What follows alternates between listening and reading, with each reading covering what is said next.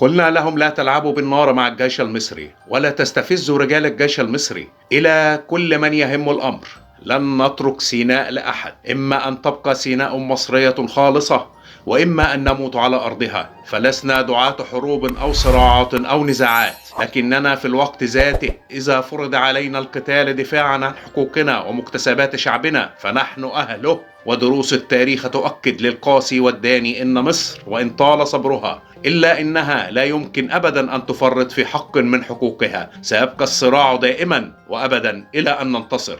وتذكروا كلمة الرئيس المشير عبد الفتاح السيسي: طول ما احنا كده ايد واحدة محدش هيقدر علينا. أذكر نفسي وأذكركم بالتكاتف والتماسك والالتفاف حول الوطن، جيشا وشرطة وقيادة، والله الموفق والمستعان. اللهم احفظ مصر وشعبها العظيم وجيشها وقيادتها الحكيمة من كل سوء، واجعلها كما تستحق أمة عظمى بين الأمم.